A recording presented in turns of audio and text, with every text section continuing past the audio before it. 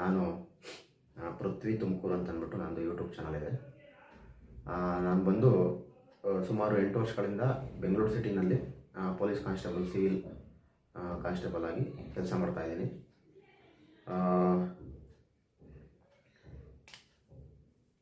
ಇದು ನಂದು 9ನೇ ವರ್ಷ ರನ್ನಿಂಗ್ ನಡೀತಿದೆ. ನೀವು ಯಾವ ಥರ ಓದ್ತಿದ್ದಾರೋ ನಾನು ಕೂಡ ಅದೇ ಥರ ಓದ್ತಾ ಇದ್ದೀನಿ. ನಾನು PSI ಮತ್ತು ಡಿಗ್ರಿಗೆ ಸಂಬಂಧಪಟ್ಟಂಥ ಎಕ್ಸಾಮ್ಗಳನ್ನ ಕಟ್ಕೊಂಡು ನಾನು ಸ್ಟಡಿ ಮಾಡ್ತಾಯಿದ್ದೀನಿ, ಓದ್ತಾಯಿದ್ದೀನಿ.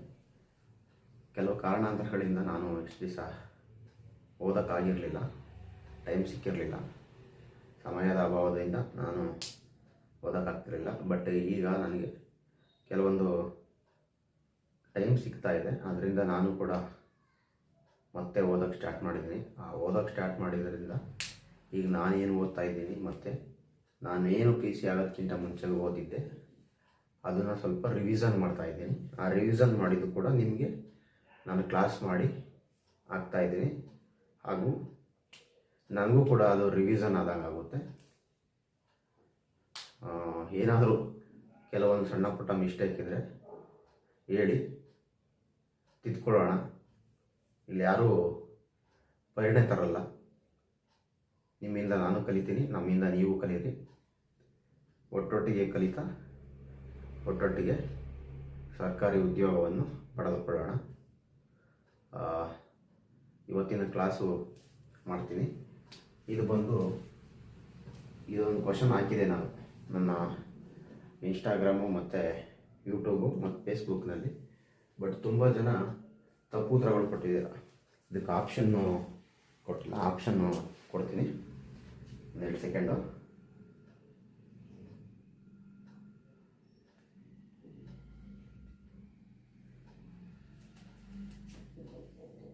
ಆಪ್ಷನ್ ಎ ಬಂದು 28, option B 24, option C 25, option D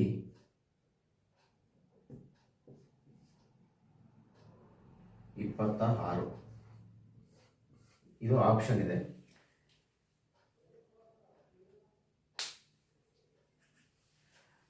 ಪ್ರಶ್ನೆ ಓದೋಣ. ಇದು PSI 545 ಪ್ರಶ್ನೆ. ಇದು ಮೊನ್ನೆ ಎಕ್ಸಾಮ್ ಆಯ್ತಲ್ಲ, ಆ ಎಕ್ಸಾಮು 2025ರಲ್ಲಿ ನಡೆದಂತಹ PSI ಪ್ರಶ್ನೆ. ಇದು ತ್ರಿಭುಜಗಳ ಮೇಲಿನ ಪ್ರಶ್ನೆ ಟಾಪಿಕಲ್ಲಿ ಬರುತ್ತೆ. ಇದು ಈ ಕೆಳಗಿನ ಚಿತ್ರಗಳಲ್ಲಿ ಎಷ್ಟು ತ್ರಿಭುಜಗಳಿವೆ ಅಂದರೆ, ಇಲ್ಲಿ 3 ಚೌಕ ಕೊಟ್ಟಿದ್ದಾನೆ. ಈ ಚೌಕದಲ್ಲಿ ಎಷ್ಟು ತ್ರಿಭುಜಗಳಿವೆ ಅಂತ ಅಂದ್ಬಿಟ್ಟು ಆಪ್ಷನ್ಗಳು ಕೊಟ್ಟಿದ್ದಾನೆ. ಇದಕ್ಕೆ ಆಪ್ಷನ್ಗಳ ನೀವು 28, 24, 25, 26 ಈ ಥರ ಇದೆ. ಇದರಲ್ಲಿ ತುಂಬ ಜನ ತಪ್ಪು ಕೊಟ್ಟಿದ್ದೀರ. ಇದನ್ನು ನಾವು ಅರ್ಥ ಹೆಂಗೆ ಮಾಡ್ಕೊಳೋದು ಏನು ಅಂತಂದ್ಬಿಟ್ಟು ನಾನು ನಿಮಗೆ ಎಕ್ಸ್ಪ್ಲೈನ್ ಮಾಡ್ತೀನಿ ನೋಡಿ. ಈಗ ಒಂದು ಮೊದಲು ತಗೊಳ್ಳೋಣ. ಇದನ್ನು ಮೊದಲು ಕೌಂಟ್ ಮಾಡೋಣ. ಓಕೆ, ಎಷ್ಟಿದೆ? 1, 2, 3, 4 ಇದೆ. ನಿಮಗೆ ಎಷ್ಟು ಕಾಣಿಸ್ತಿದೆ? ಇಲ್ಲಿ 4 ಕಾಣಿಸ್ತಿದೆ. ಇದು ಬಟ್ ಏನಿದು? ಇದು ಚೌಕ. ಈ 4 ಥರದ್ದು ಇದರ ಬಾಕ್ಸ್ ಹಿಂದ್ಗಡೆಗೂ ಕೂಡ ಅಷ್ಟೇ ಇರ್ತದೆ. ನಮಗೆ ಶೋ ಆಗ್ತಿರೋದು ಎಷ್ಟು? 4 ಅಷ್ಟೇ ಕಾಣಿಸ್ತಿದೆ. ಇದನ್ನು ಉಲ್ಟಾ ಬರೆದ್ರೆ ಆ ಉಲ್ಟದಲ್ಲೂ ಕೂಡ 4 ಇರ್ತದೆ. ಅದರಿಂದ ನಾವೇನು ಮಾಡಬೇಕು? ಇದನ್ನು 4 × 2 ಗುಣಿಸ್ಕೊಬೇಕು. ಒಂದು ಬಾಕ್ಸ್ಗೆ ಎಷ್ಟಾಗುತ್ತೆ? 8. ಅಂದರೆ ಒಂದು ಚೌಕದಲ್ಲಿ ಎಷ್ಟು ತ್ರಿಭುಜಗಳು ಬರ್ತವೆ ಅಂದರೆ 8 ತ್ರಿಭುಜಗಳು ಬರ್ತವೆ. ಅದೇ ರೀತಿ ಇಲ್ಲಿ ಎಷ್ಟು ತ್ರಿಭುಜಗಳಿವೆ? 3 ತ್ರಿಭುಜಗಳಿವೆ. ಅವಾಗ ನಾವೇನು ಮಾಡಬೇಕು? ಸ್ವಲ್ಪ ಮೇಲ್ಗಡೆ ಬರ್ಕೊಂತೀವಿ.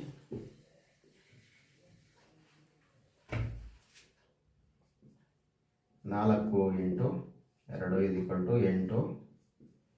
ಇಲ್ಲೆಷ್ಟು ಆಯತಗಳಿವೆ? 1, 2, 3.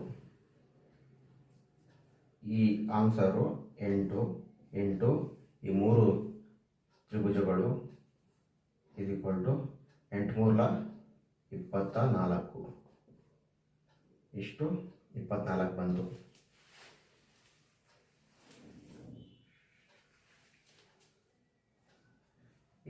ಬಂದ ತಕ್ಷಣ ನೀವೇನು ಅಂದ್ಕೊಂಡ್ರಿ 24 ಬಿ ಆನ್ಸರ್ ಅಂತ ಅಂದ್ಬಿಟ್ಟು ಎಲ್ಲ ಬಿ ಬಿ ಬಿ ಬಿ ಅಂತ ಆಗ್ತಾ ಇದ್ದೀರಾ. ಬಟ್ ಇದು ಇನ್ನೂ ಮುಗ್ದಿಲ್ಲ.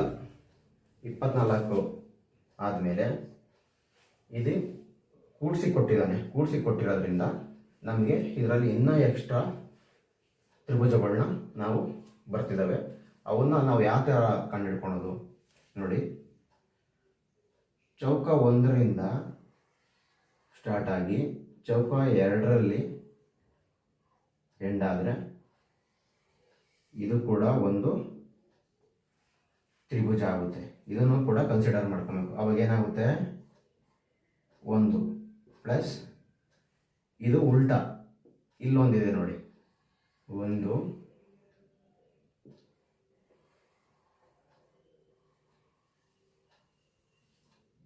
ಇದೇನಾಯಿತು 1, ಈಗೇನಾಯಿತು 2, ಇದು ಇವೆರಡು ಸೇರಿ ನೆಕ್ಸ್ಟ್ ಇನ್ನೊಂದು ಬರುತ್ತೆ. ಯಾವ್ದು ಬರುತ್ತೆ, ಇಲ್ಲಿಂದ ಸ್ಟಾರ್ಟ್ ಆಗುತ್ತೆ, 2ರಿಂದ 3. ಇವಾಗೇನಾಯಿತು, ಇದು ಒಂದು ಸೇರ್ಕೊಂತು ಪ್ಲಸ್ 1. ಅದಾದಮೇಲೇನು, ಇಲ್ಲಿಂದ ಸ್ಟಾರ್ಟು ಮತ್ತು 2ರಿಂದ 3 ಎಂಡು, ಇದು ಕೂಡ 1. ಇವಾಗೇನಾಯಿತು, ಇವು ಕೂಡ 2. ಅರ್ಥ ಆಯ್ತಾ? 1 ಮತ್ತು 2ರಿಂದ 2, 1 ಮತ್ತು 2 ತ್ರಿಭುಜಗಳು ಉಂಟಾದರೆ, ಇನ್ನು ಮತ್ತೆ 2 ಮತ್ತು 3 ಆಯತಗಳ ಸೇರಿ ಒಂದು ದೊಡ್ಡ ತ್ರಿಭುಜ ಆಯಿತು. ಮತ್ತು ಉಲ್ಟಾ ಇಲ್ಲೊಂದು ದೊಡ್ಡ ತ್ರಿಭುಜ ಆಯಿತು. ಅಂದರೆ ಈ 3ರಿಂದ ಒಟ್ಟು 4 ದೊಡ್ಡ ತ್ರಿಭುಜಗಳು ಉಂಟಾಗ್ತಾ ಇದೆ. 24 2 26 ಪ್ಲಸ್ 26 2 28. ಇದಕ್ಕೆ ಒಟ್ಟು ಟೋಟಲ್ಲು ತ್ರಿಭುಜಗಳ ಸಂಖ್ಯೆ 28. ಎಲ್ಲಿದೆ 28? A is the right answer. ಎಲ್ಲ ತುಂಬ ಜನ ತಪ್ಪು ಆನ್ಸರ್ ಕೊಡ್ತಾ ಇದ್ದೀರಾ. ಇದನ್ನು ಸಾಲ್ವ್ ಮಾಡೋದು ಈ ಥರ ನೋಟ್ ಮಾಡಿಕೊಂಡು ಇದನ್ನು ಬರ್ಕೊಳ್ಳಿ. ಇಂಪಾರ್ಟೆಂಟು ಇದೇ ಥರ ಬರ್ತವೆ ತ್ರಿಭುಜಗಳ ಪ್ರಶ್ನೆಗಳು. ಈ ತ್ರಿಭುಜಗಳ ಪ್ರಶ್ನೆಗಳಿಗೆ ನಾನು ಇನ್ನೊಂದು ಸ್ವಲ್ಪ ಕ್ಲಾರಿಟಿ ಕೊಡ್ತೀನಿ ನೆಕ್ಸ್ಟ್ ಮುಂದಿನ ಕ್ಲಾಸ್ಗಳಲ್ಲಿ. ನೋಡ್ಕೊಳ್ಳಿ, ಎಲ್ಲ ಬರ್ಕೊಂಡು ಒಂದು ಕಡೆ ಎತ್ತಿಟ್ಕೊಳ್ಳಿ. ನಿಮ್ಗೆ ಯಾವುದಾದ್ರು ಡೌಟ್ ಇದ್ದರೆ ಕಮೆಂಟ್ ಮಾಡಿ, ಆ ಕ್ಲಾಸ್ನೂ ಕೂಡ ನಾನು ಮಾಡ್ತೀನಿ. ಥ್ಯಾಂಕ್ ಯು, ಧನ್ಯವಾದಗಳು. ಯಾಕೆಂದರೆ ಒಂದು ಕ್ಲಾರಿಟಿ ಕೊಡ್ತೀನಿ. ನಾನು MSW ಸ್ಟೂಡೆಂಟ್ ಆಗಿರೋದ್ರಿಂದ ಮತ್ತು ನಾನು BCom ಮಾಡಿದ್ದೀನಿ. ಅದರಿಂದ ನನಗೆ ಈ ಮ್ಯಾಥ್ಸು ಸ್ವಲ್ಪ ನನಗೆ ಇಂಟ್ರೆಸ್ಟು. ಮತ್ತು ಈ ಮ್ಯಾಥ್ಸ್ನಲ್ಲಿ ಆಲ್ಮೋಸ್ಟ್ ನಿಮಗೆ 10ರಿಂದ 15 ಪ್ರಶ್ನೆಗಳು ಬರ್ತವೆ. ಎಲ್ಲ ಕಾಂಪಿಟೇಟಿವ್ PC ಇರ್ಬೋದು, PSI ಇರ್ಬೋದು, FDA, SDA, SSC, GD ಯಾವುದೇ ಬಂದರೂ ನಿಮಗೆ ಮ್ಯಾಥ್ಸ್ ಸಂಬಂಧಪಟ್ಟಂತೆ 10 ಪ್ರಶ್ನೆಗಳು ಕಂಪಲ್ಸರಿ ಇದ್ದೇ ಇರ್ತವೆ. ಆದ್ದರಿಂದ ಯಾರೂ ಮ್ಯಾಥ್ಸ್ನ ನೆಗ್ಲೆಕ್ಟ್ ಮಾಡಬೇಡಿ. ನಾನು ಕೂಡ ಸ್ಟಾರ್ಟಿಂಗು ನಾನು BCom ಸ್ಟೂಡೆಂಟ್ ಆಗಿದ್ದರೂ ಕೂಡ ಮ್ಯಾಥ್ಸ್ನ ನೆಗ್ಲೆಕ್ಟ್ ಮಾಡ್ತಿದ್ದೆ. ಬಟ್ ಅದರಲ್ಲಿ ಸಿಂಪಲ್ಲಾಗಿ ಅಂದರೆ ನಮಗೆ ಟೈಮ್ ಹಿಡಿಯುತ್ತೆ. ಇದನ್ನೆಲ್ಲ ನಾವು ಅನಾಲಿಸಿಸ್ ಮಾಡಾಗ ಆ ಟೆನ್ಷನ್ನು, ಎಕ್ಸಾಮ್ ಹಾಲಲ್ಲಿ ಇರಬೇಕಾದ್ರೆ ಆ ಟೆನ್ಷನ್ಗೆ ನಮಗೆ ಮೈಂಡ್ ವರ್ಕ್ ಆಗಲ್ಲ, ಹೆಂಗೆ ಏನು ಅಂತ ಅಂದ್ಬಿಟ್ಟು. ಬಟ್ಟು ಕಾಮಾಗಿ ಯೋಚನೆ ಮಾಡಿದಾಗ ಇದರಷ್ಟು ಬೇಗ ಸ್ಕೋರ್ ಮಾಡೋ ಅಂಥದ್ದು ಸಬ್ಜೆಕ್ಟ್ ಯಾವುದು ಬೇರೆ ಇಲ್ಲ. ಅದರಿಂದ ನೀವು ನೆಗ್ಲೆಕ್ಟ್ ಮಾಡಬೇಡಿ ಮ್ಯಾಥ್ಸ್ನ. ನಿಮಗೆ 10 ಮಾರ್ಕ್ಸ್ ಬಂದರೆ ನಿಮ್ಮದು ಟಾಪಲ್ಲಿರುತ್ತೆ ಮ್ಯಾಥ್ಸು ಸೇರಿಸ್ಕೊಂಡ್ರೆ. ಇನ್ನು ಮಾಮೂಲಿ GK ಜನರಲ್ಲು ಅದರಲ್ಲಿ ನಿಮಗೆ 50% ಕೊಟ್ಟಿರ್ತಾನೆ. ಅಂದರೆ 50% ಈಸಿ ಕೊಟ್ಟಿರ್ತಾನೆ, 50% ಸ್ವಲ್ಪ ಟಫ್ ಕೊಟ್ಟಿರ್ತಾನೆ. ನೀವು ಯಾವಾಗ 50% ಈಸಿನ ಕ್ರ್ಯಾಕ್ ಮಾಡ್ತೀರಾ, ಆ 50%ಗೆ ಪ್ಲಸ್ ಇದೊಂದು 10 ಮಾರ್ಕ್ಸ್ ಆ್ಯಡ್ ಮಾಡಿದ್ರೆ ನಿಮಗೆ ಅಬೋ 60-65 ಅಬೋ ಆಯಿತು ಅಂತಂದರೆ ಒಂದು ಚಾನ್ಸ್ ಸಿಗುತ್ತೆ ನಿಮಗೆ. ನಿಮಗೆ GM ನಿಮ್ಗೆ ಆಲ್ಮೋಸ್ಟು 75 ಮೇಲೆ ಇರುತ್ತೆ. ಇನ್ನು ಕ್ಯಾಟಗರಿ ವೈಸ್ ಬಂತು ಅಂತಂದರೆ 65ವರೆಗೂ ಕ್ಯಾಟಗರಿವರೆಗೂ ಬರುತ್ತೆ. ನಾನು ಬರೆದಾಗ 74 ಸಮಥಿಂಗ್ ಪಾಯಿಂಟ್ ಸಮಥಿಂಗ್ ಆಗಿತ್ತು ನಂದು. ನಂದು ಬೆಂಗಳೂರು ಸಿಟಿ ಹಾಕಿದ್ದೆ 2018 ಬ್ಯಾಚ್ ನಮ್ಮದು. ನಂದು ಟೋಟಲ್ 77 ಆಗಿತ್ತು. ಅದರಲ್ಲಿ ನೆಗೆಟಿವ್ ಮಾರ್ಕ್ಸ್ 3.25 ಮಾರ್ಕ್ಸ್ ಏನೋ ಹೋಗಿ 74 ಪಾಯಿಂಟ್ ಸಮಥಿಂಗ್ ಆಗಿತ್ತು ನಂದು ಆಗಿತ್ತು. ನೀವು ಕೂಡ ನಿಮ್ಮ ರೇಂಜು ಯಾವತ್ತಿದ್ರೂ 70 ಎಬೋ ಇಟ್ಕೊಳ್ರಿ, ಪಕ್ಕ ಜಾಬ್ ಆಗುತ್ತೆ. ಬಟ್ ಬೆಂಗಳೂರು ಸಿಟಿನಲ್ಲಿ ಜಾಸ್ತಿ ಪೋಸ್ಟ್ ಇದೆ ಅಂತ ಅಂದ್ಬಿಟ್ಟು ಎಲ್ಲರೂ ಬೆಂಗಳೂರು ಸಿಟಿ ಹಾಕಿದ್ದೀರ. ಅದರಿಂದ ಸ್ವಲ್ಪ ಅಲ್ಲಿ ಜಾಸ್ತಿ ನಿಲ್ಬೋದು. ನೀವು ಅದನ್ನು ಹೋಲಿಕೆ ಮಾಡಿಕೊಂಡ್ರೆ ನಾನು 2018ರಲ್ಲಿ ಮತ್ತು 2017ರಲ್ಲಿ ಎರಡರಲ್ಲೂ ಕೂಡ ಬೆಂಗಳೂರು ಸಿಟಿನೇ ಹಾಕಿದ್ದೆ. ನನಗೆ 2017ರಲ್ಲಿ ಪಾಯಿಂಟ್ ಸಮಥಿಂಗ್ 5.05 ಬೆಂಗಳೂರು ಸಿಟಿ ಆ ಪಾಯಿಂಟು ಕೈ ತಪ್ಪಿತ್ತು. ಬಟ್ ಅದೇ ನಾನು ತುಮಕೂರು ಹಾಕಿದರೆ ಆ ಟೈಮಲ್ಲಿ ನನಗೆ ತುಮಕೂರು ಬರೀ 34 ಪೋಸ್ಟ್ ಇತ್ತು ಅಂತ ಅಂದ್ಬಿಟ್ಟು ನಾನು ತುಮಕೂರು ಹಾಕಿರಲಿಲ್ಲ. ನಾನು ತೆಗೆದಿರೋ ಮಾರ್ಕ್ಸ್ಗೆ ತುಮಕೂರು ಅವಾಗ GM ಆಗಿತ್ತು. ಬಟ್ ನನಗೆ ಬೆಂಗಳೂರಲ್ಲಿ ಪೋಸ್ಟಿಂಗ್ ಸಿಗಲಿಲ್ಲ. ನಂದು ಅಲ್ಲಿ ಕಾಂಪಿಟೇಷನ್ ಜಾಸ್ತಿ ಇರೋದ್ರಿಂದ ಅದು ಆಗಲಿಲ್ಲ. ಈ ಥರ. ಬಟ್ ಡಿಸ್ಟಿಕ್ಗಳಲ್ಲಿ ಕಮ್ಮಿ ಪೋಸ್ಟ್ ಇದ್ರೂ ಕಮ್ಮಿ ನಿಲ್ಲುತ್ತೆ. ಕಾಂಪಿಟೇಷನ್ನು ಅಲ್ಲಿ ಜಾಸ್ತಿ ಪೋಸ್ಟ್ ಇರೋಲ್ಲ. ನೀವು ನೋಡಿದ್ದೀರ ಎಲ್ಲ ಇನ್ಸ್ಟಾಗ್ರಾಮು ನಮ್ಮ ಪೊಲೀಸ್ನವರೇ ಕೆಲವೊಂದು ಎಲ್ಲ ಬಿಟ್ಟಿದ್ದಾರೆ, ಎಷ್ಟೆಷ್ಟು ಯಾವ್ಯಾವ ಜಿಲ್ಲೆಗಳಿಗೆ ಎಷ್ಟೆಷ್ಟು ಅಪ್ಲಿಕೇಶನ್ ಹಾಕಿದ್ದಾರೆ ಏನು ಅಂತಂದ್ಬಿಟ್ಟು ಅದನ್ನೆಲ್ಲ ನೀವು ನೋಡ್ತಾ ಇದ್ದೀರ. ನೋಡಿ ಅದನ್ನು ಅನಾಲಿಸಿಸ್ ಮಾಡಿಕೊಂಡ್ರೆ ನಿಮಗೆ ಗೊತ್ತಾಗುತ್ತೆ ಎಲ್ಲಿ ಕಾಂಪಿಟೇಷನ್ ಜಾಸ್ತಿ ಇದೆ, ಎಲ್ಲಿ ಪೋಸ್ಟ್ ಜಾಸ್ತಿ ಆಯಿತೋ ಅಲ್ಲಿ ಜಾಸ್ತಿ ಜನ ಹಾಕಿದ್ದೀರ. ಮತ್ತು ಕಾಂಪಿಟೇಷನ್ನು ಕೂಡ ಹಂಗೆ ಇರುತ್ತೆ. ಅದರಿಂದ ಓದಿ. ಬೆಂಗಳೂರು ಸಿಟಿನಲ್ಲಿ ಸ್ವಲ್ಪ ನೀವು ಎಕ್ಸ್ಪೆಕ್ಟ್ ಯಾವತ್ತು 70-75 ಮಾರ್ಕ್ಸ್ ತೆಗೆಯೋಕ್ಕೆ ಯೋಚನೆ ಮಾಡಿ. ಬೇರೆ ಜಿಲ್ಲೆಗಳಲ್ಲಿ ನೀವು 65ರಿಂದ 70 ಮಾರ್ಕ್ಸ್ ತೆಗೆದ್ರೆ ನಿಮ್ಮದು ಆಗ್ಬೋದು ಕ್ಯಾಟಗರಿ ಇದ್ದರೆ. GMನವರು ಒಂದು 75 ಎಬೋ ರೀಚ್ ಆಗೋಕ್ಕೆ ಟ್ರೈ ಮಾಡಿ. 75 ರೀಚ್ ಆದರೆ ಪಕ್ಕ ನಿಮ್ಮದು ಆಗುತ್ತೆ. ಅದಾದಮೇಲೆ ಈಗ ಯಾರು ಫಿಸಿಕಲ್ಲು ರನ್ನಿಂಗ್ ಏನು ಪ್ರಾಕ್ಟೀಸ್ ಮಾಡೋಕ್ಕೆ ಹೋಗ್ಬಿಡಿ ಎಕ್ಸಾಮ್ ಮುಗಿಯೋವರೆಗೂ. ಯಾಕೆಂದರೆ ನಿಮಗೆ ಓದೋದು ಕಷ್ಟ ಆಗುತ್ತೆ. ಎಕ್ಸಾಮ್ ಆದಮೇಲೆ ನಿಮಗೆ ಟೈಮ್ ಕೊಡ್ತಾನೆ, 1-2 ತಿಂಗಳು ಟೈಮ್ ಇರುತ್ತೆ. ಆ ಟೈಮಲ್ಲಿ ನೀವು ಫಿಸಿಕಲ್ಲು ಪ್ರಾಕ್ಟೀಸ್ ಮಾಡ್ಕೊಬೋದು, ನಡೆಯುತ್ತೆ. ನೀವು ಹಳ್ಳಿ ಕಡೆ ಇದ್ದು ಹೊಲದಲ್ಲಿ ಕೆಲಸ ಮಾಡ್ಕೊಂಡು ಏನಾದರೂ ಇದ್ದೀರಾ ಅಂತಂದರೆ ನಿಮ್ಗೆ ಯಾವುದೋ ಪ್ರಾಕ್ಟೀಸ್ ಬೇಕಾಗಿರಲ್ಲ, ಆರಾಮಾಗಿ ಓಡ್ತೀರ ನೀವು ಒಂದೇ ಇದರಲ್ಲೇ. ನಾನು ಕೂಡ ಹಂಗೆ ಮನೆ ಕಡೆ ಕೆಲಸ ಮಾಡ್ಕೊಂಡಿದ್ದೆ, ನಾನು ಯಾವುದೂ ಪ್ರಾಕ್ಟೀಸ್ ಮಾಡಲಿಲ್ಲ, ಹೋದೆ. ಬಟ್ಟು ನಾನು 2014ರಿಂದ ಟ್ರೈ ಮಾಡಿದೆ. ನಮ್ಗೆ ಅವಾಗ ಸ್ಟಾರ್ಟಿಂಗ್ ಎಲ್ಲ ಐಡಿಯಾ ಇರಲಿಲ್ಲ ಹೆಂಗೆ ಏನು ಅಂತಂದ್ಬಿಟ್ಟು. ಆಮೇಲೆ ನಾನು ಬೇರೆ ಎಜುಕೇಷನ್ ಮಾಡ್ತಾಯಿದ್ದೆ ಆ ಟೈಮಲ್ಲಿ. ನನಗೆ PSI ಕಾಣಿಸಿದ್ದರಿಂದ ನಾನು PSIನ ಕಾನ್ಸಂಟ್ರೇಟ್ ಮಾಡ್ತಿದ್ದೆ. ಬಟ್ PSCಗೆ ಅಷ್ಟೇನು ಇಂಟ್ರೆಸ್ಟ್ ಇರಲಿಲ್ಲ. ಬಟ್ ನಾನು ಬರೀಬೇಕು ಸುಮ್ಮನೆ ಹಾಕಿ ಟ್ರೈ ಮಾಡೋಣ ಅಂತ ಬರೆದೆ. ಬಟ್ ನಂದು 26 ಏಜ್ ಬಾರ್ ಆಯಿತು ಆ ಟೈಮಲ್ಲಿ. ಇದು ಕೆಲಸ ಬಿಟ್ಟರೆ ಮತ್ತೆ ನನಗೆ ಯಾವುದು ಆಪರ್ಚುನಿಟಿ ಸಿಗಲ್ಲ, ಮತ್ತು ನಾನು ಇನ್ ಸರ್ವಿಸಲ್ಲಿ ಬರ್ಕೊಬೋದು ಅಂತ ಅಂದ್ಬಿಟ್ಟು ನಾನೇನು ಮಾಡಿದೆ, 2016ರಲ್ಲಿ ಇದನ್ನು ಜಾಯ್ನ್ ಆದೆ PCಗೆ. ಮತ್ತು ಆವಾಗ ನಂದು KS ಫ್ರೀ ಕೋಚಿಂಗ್ ಆಗಿತ್ತು ಬೆಂಗಳೂರಲ್ಲಿ. ಆ ಟೈಮಲ್ಲಿ 2016ರಲ್ಲಿ ನಾನು ವಿಜಯನಗರದಲ್ಲಿ ಜೈಸ್ ಇನ್ಸ್ಟಿಟ್ಯೂಷನ್ ಅಂತ ಅಂದ್ಬಿಟ್ಟು ನಮ್ಮದು ಇದೆ ಬೆಂಗಳೂರು ಸಿಟಿನಲ್ಲಿ, ಒಳ್ಳೆಯ ತರಬೇತಿ ಸಂಸ್ಥೆ. ನನಗೆ 2016 ಆಗಸ್ಟಿಂದ ಫೆಬ್ರವರಿವರೆಗೂ ನಾನು ಅಲ್ಲೇ ಜೈಸ್ ಇನ್ಸ್ಟಿಟ್ಯೂಷನಲ್ಲಿ ಕೋಚಿಂಗ್ ತಗೊಂಡೆ. ಚೆನ್ನಾಗಿ ಮಾಡ್ತಾಯಿದ್ದಾರೆ. ಜಿನೇಂದ್ರ ಕಣಗಾವಿ IPS ಸಾಹೇಬ್ರಿದ್ದಾರಲ್ಲ, ಅವರ ರಿಲೇಷನ್ದು ಇನ್ಸ್ಟಿಟ್ಯೂಷನ್ನು ತುಂಬ ಚೆನ್ನಾಗಿ ಪಾಠ ಮಾಡ್ತಾರೆ. ನೀವು ಯಾರಾದರೂ ವಿದ್ಯಾರ್ಥಿಗಳು ಕೋಚಿಂಗ್ ಹೋಗಬೇಕು ಅಂತಂದರೆ ಅಲ್ಲಿ ಹೋಗಿ ಸೇರಿಕೊಳ್ಳಿ, ಚೆನ್ನಾಗಿ ಮಾಡ್ತಾರೆ. ಮತ್ತು ಫೀಸು ಎಲ್ಲ ರೀಸನಬಲ್ ಆಗಿರುತ್ತೆ. ನನಗೆ ಆ ಟೈಮಲ್ಲಿ ಚೆನ್ನಾಗಿ ಕೋಚಿಂಗ್ ಸಿಕ್ಕಿತ್ತು. ಬಟ್ ನಾನು ಆವಾಗ ನನ್ನ ಎಜುಕೇಷನ್ ಅಪ್ಪರಲ್ಲಿತ್ತು. ಬಟ್ ಆವಾಗ ಆ ಟೈಮಲ್ಲಿ PSIಗಳನ್ನ ಜಾಸ್ತಿ ಕಾಲ್ ಮಾಡ್ತಾ ಇರಲಿಲ್ಲ. 2 ವರ್ಷಕ್ಕೆ 3 ವರ್ಷಕ್ಕೊಂದ್ಸತಿ ಕಾಲ್ ಮಾಡ್ತಾಯಿದ್ರು. ಬಟ್ ನಂದು 2017 ಬ್ಯಾಚಲ್ಲಿ PSI 74 ಮಾಡಿದ್ದೆ. ಮತ್ತು ಫಸ್ಟು ಪೇಪರು 28 ಆಗಿತ್ತು. ಬಟ್ ಸ್ವಲ್ಪದ್ರಲ್ಲಿ ಒಂದು 4-5 ಮಾರ್ಕ್ಸಲ್ಲಿ ಇಂಟರ್ವ್ಯೂ ಮಿಸ್ ಆಯಿತು. ಬಟ್ ಅದಾದಮೇಲೆ ಇದು PC ಒಳಗಡೆ ಹೋಗಿ ಸೇರಿಕೊಂಡಾದ್ಮೇಲೆ ಅಲ್ಲಿ ಗೊತ್ತಾಗುತ್ತೆ ನಿಮಗೆ. ಒಂದು ಸತಿ ಬಂದು ಡಿಪಾರ್ಟ್ಮೆಂಟಾಗಿ ಸೇರಿಕೊಂಡ್ರೆ ಆ ಟ್ರೈನಿಂಗು ಓದೋಕ್ಕಾಗಲ್ಲ, ಮತ್ತು ಟೈಮ್ ಸಿಗಲ್ಲ.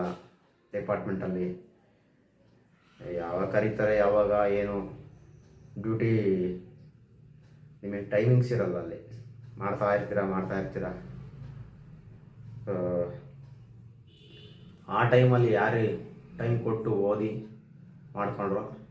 ನಮ್ಮ ಬ್ಯಾಚ್ನವರೇ ಒಂದು 2-3 ಟೈಮ್ ಕೊಟ್ಕೊಂಡು ಮಾಡಿಕೊಂಡ್ರು. ಬಟ್ ನಮಗೆ ಟೈಮ್ ಸಿಗಲಿಲ್ಲ, ಕೊಡೋಕ್ಕಾಗಲಿಲ್ಲ.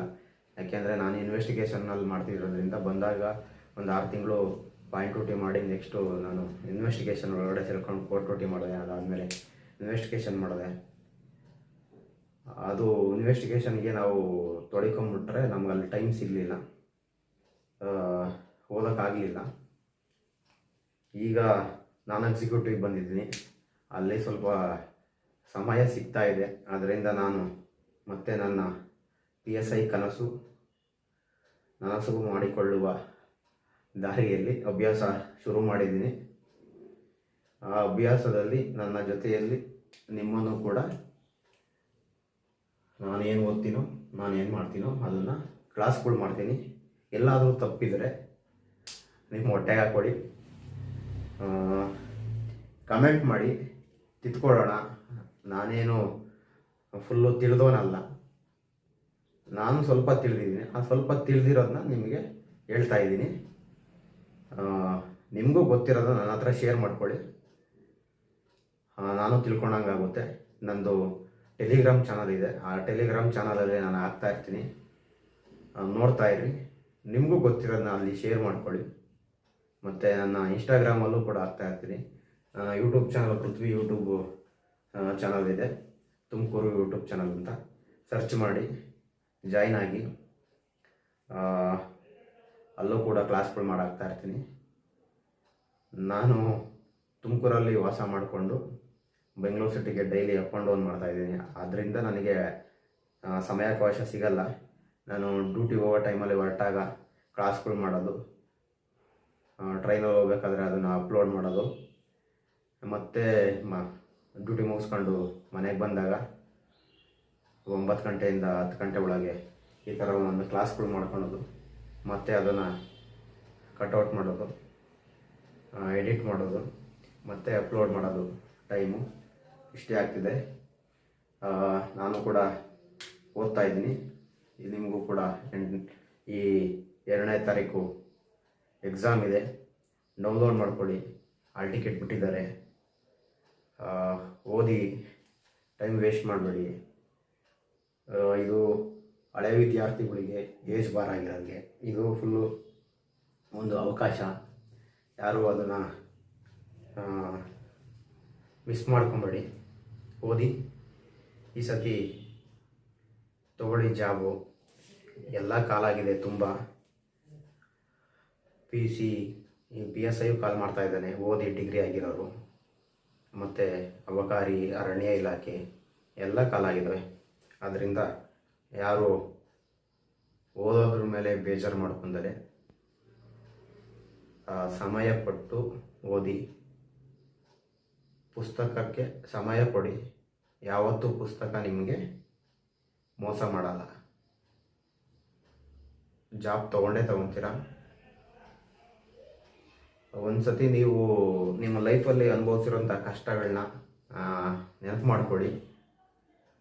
ಆವಾಗ ಆಟೋಮೆಟಿಕ್ಕು ಯಾರೂ ಮೋಟಿವೇಶನ್ ಮಾಡೋದು ಬೇಕಾಗಿಲ್ಲ. ನಿಮಗೆ ನೀವೇ ಮೋಟಿವೇಶನ್ ಆಗ್ತೀರಾ. ನಿಮ್ಮ ಕನಸುಗಳಿಗೆ ರೆಕ್ಕೆ ಬರ್ತವೆ. ನನಗೆ ನನ್ನ ಓದಬೇಕಾದ್ರೆ ನನ್ನ ಸ್ಟ್ರಗಲ್ ಎಲ್ಲ ನೆನ್ಕೊಂಡ್ರೆ ನನಗೆ ಈಗಲೂ ಕಣ್ಣಲ್ಲಿ ನೀರು ಬರ್ತವೆ. ಬಟ್ ಏನು ಮಾಡೋಕ್ಕಾಗಲ್ಲ, ಸಿಚುವೇಶನ್ ಆ ಥರ ಇರುತ್ತವೆ. ಓದಿ, ಕೆಲಸ ತಗೊಳ್ಳಿ.